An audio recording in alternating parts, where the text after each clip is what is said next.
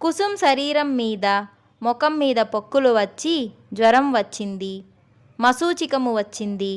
తల్లి కుసుమ్ తల వద్ద వేపాకు పెట్టి ఉదయం సాయంత్రం దేవీ మందిరంలో పూజ చేసి దేవికి అర్పించిన నీటిని పొక్కులకు రాసేది. రాజా తల్లితో అన్నాడు, అమ్మా, నీ దేవికి పువ్వులాంటి కోమల కుసుమ్ శరీరాన్ని ఇలా చేసింది. కొద్దిగానైనా కనికరం లేదు. ఆమె దేవి కాదు, భూతం. రాజా మరలా అన్నాడు, కుసుమ్ అమాయకురాలు. ఏమి పాపం చేసింది? మరి నాకు తెలిసినంత వరకు మీరు కూడా ఒక చీమను చంపరు.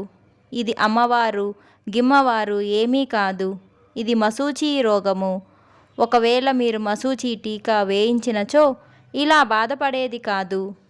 తల్లిదండ్రుల వద్ద రాజాకు జవాబు లేదు. బాబూలాల్ జైన ధర్మనిష్ఠుడు, అహింసావాది.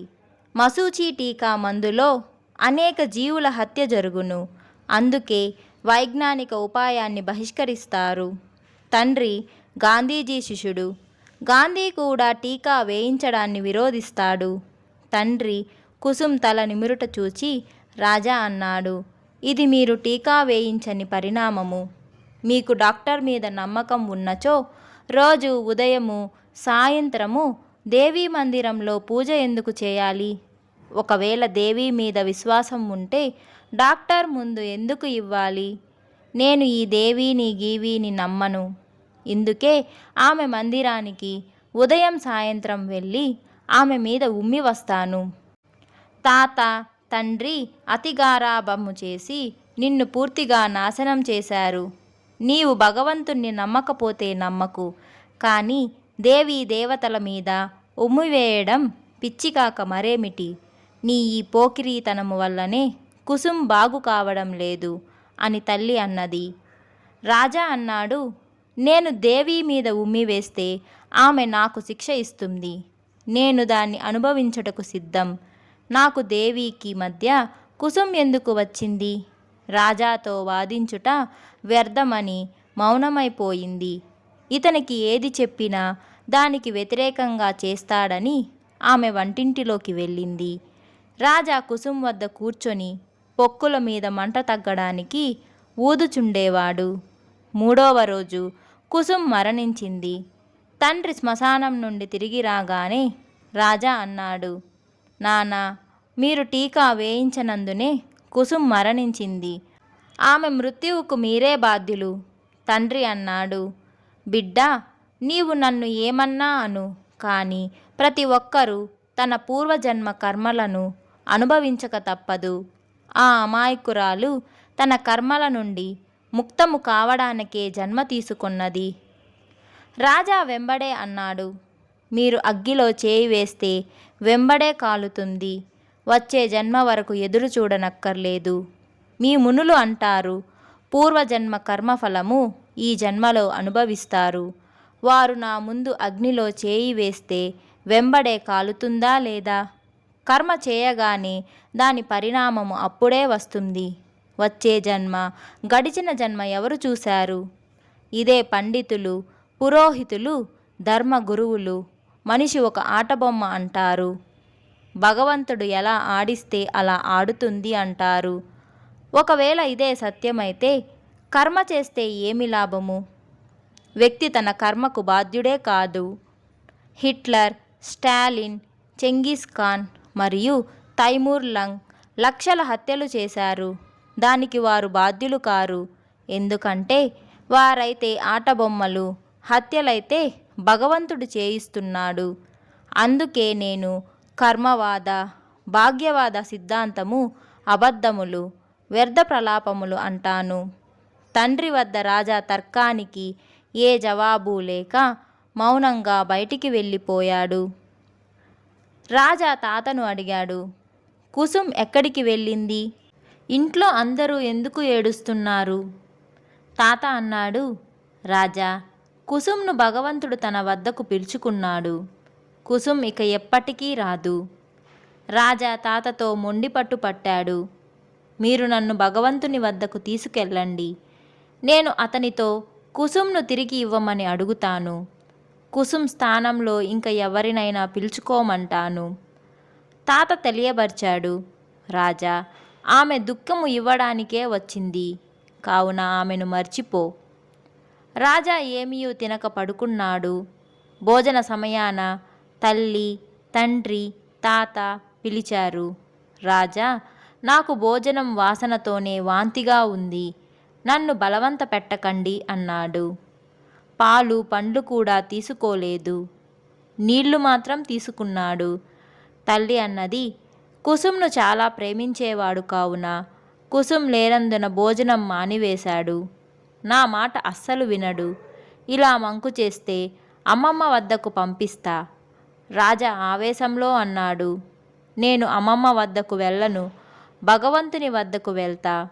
కుసుం ఎక్కడికి వెళ్ళిందో అక్కడికి వెళ్తా. తాత బుజ్జగిస్తూ చెప్పాడు. రాజా, భగవంతుడు ఎవరిని పిలుస్తాడో కేవలం వారి కొరకే ద్వారము తెరుస్తాడు. రాజా భగవంతుని విషయంలో ఎన్నో ప్రశ్నలు అడగడం ప్రారంభించాడు.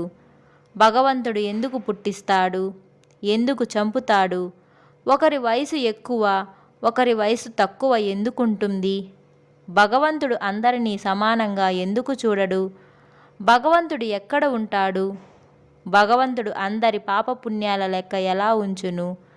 తాతతో మాట్లాడుతూ ఎప్పుడు నిద్రపోయాడో తెలియదు. రాత్రి జ్వరం కూడా వచ్చింది.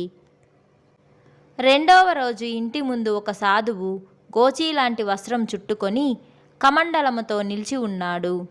నిన్ననే చావు అయిన ఇల్లు కనుక ఫలం మాత్రం స్వీకరించి ఓదార్పు సందేశం ఇచ్చి సాధువు వెళ్ళిపోయాడు. రాజా అతనిని చూచి తాను కూడా గోచీ పెట్టుకొని కమండలము లాంటి చెంబు పట్టుకొని సాధువు అభినయం చేయసాగాడు. తల్లి రాజాను సంతోషపెట్టడానికి చేతులు జోడించి అన్నది. దర్శనము పాపనాశనం, స్పర్శనం స్వర్గసోపానం, సంభాషణ మోక్ష సాధనం. రాజా చేతితో ఆశీర్వాదం ఇచ్చాడు. అందరూ నవ్వారు. మరలా తల్లి చేతులు జోడించి రాజాతో అన్నది. భోజనము గ్రహించండి మహారాజా. రాజా ఇదే ఆటలో తల్లి చేతితో వెన్నతో రొట్టె తిన్నాడు. ఇక తల్లి భోజనం చేయించాలంటే రాజాకు గోచీ పెట్టి కమండలం లాంటి చెంబు చేతికి ఇచ్చేది. రాజా తలుపు వెనక దాగేవాడు. తల్లి ప్రార్థించేది. దర్శనం పాపనాశనం, స్పర్శనం స్వర్గసోపానం, సంభాషణ మోక్ష సాధనం. ఇది విని రాజా ప్రకటమయ్యేవాడు. తల్లి అతనికి ప్రణామం చేసేది. అతడు ఆశీర్వదించేవాడు. ఇదంతా భవిష్యత్తులో జరిగే మహానాటకం యొక్క పూర్వాభ్యాసము. తల్లి తన పుత్రుని వద్దనే సన్యాసం తీసుకుంటుందని ఎవరికి తెలుసు? కుసుం కారణంగా రాజా 2-3 రోజులు సక్కర్ నదికి వెళ్ళలేదు. ఉదయం 3 గంటలకు లేచే తాత కూడా లేవలేదు.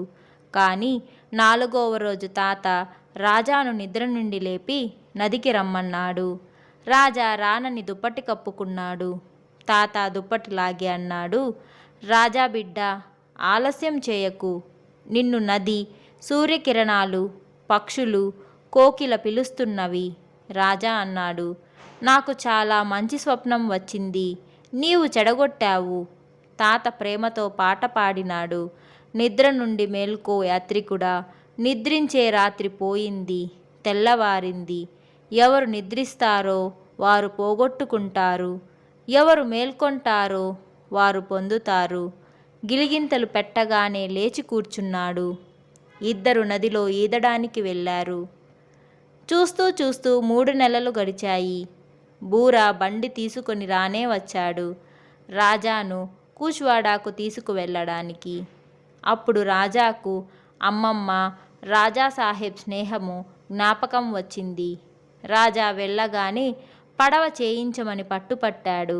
అమ్మమ్మ అన్నది, ఈ ఊరిలో నావ చేసేవారు ఎవ్వరూ లేరు, వడ్రంగితో ఒక తెప్ప చేయించి ఇస్తా. రాజా అన్నాడు. తెప్ప అంటే ఏమిటి? అమ్మమ్మ చెప్పింది. ఒక చాలా పెద్ద చెట్టు మొద్దును తొర్ర చేసి తెప్ప తయారు చేస్తారు, అంటే చిన్న పడవను తయారు చేస్తారు. కానీ నీవు మొదట ఈత నేర్చుకోవాలి. రాజా అన్నాడు. నాకు ఈదడము వచ్చు, నేను ఊరి నదిలో గంటల కొలది ఈదేవాడిని.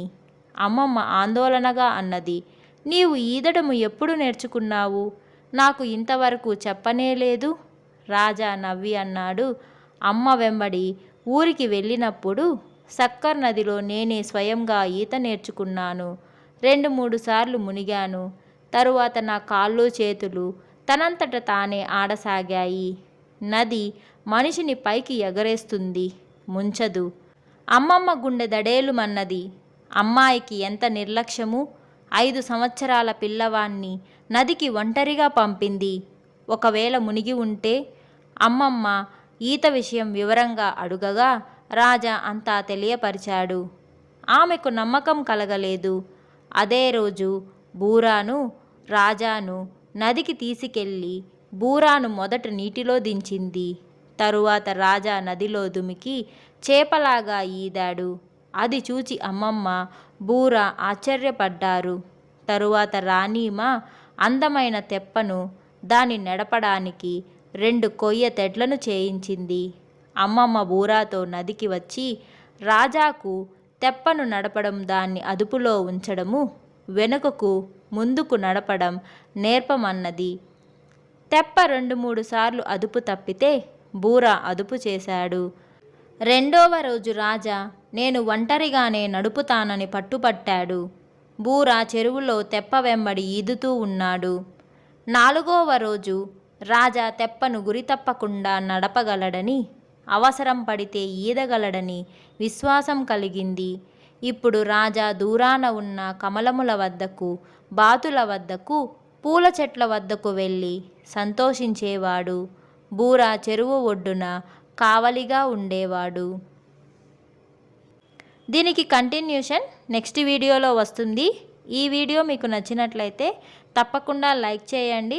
అలాగే మీరు నా ఛానల్ని ఇంకా సబ్స్క్రైబ్ చేసుకోకపోతే వెంటనే సబ్స్క్రైబ్ చేసుకోండి. ఇంకొక ఇంట్రెస్టింగ్ వీడియోతో మళ్ళీ మీ ముందుకు వస్తాను. అంతవరకు take care and bye bye.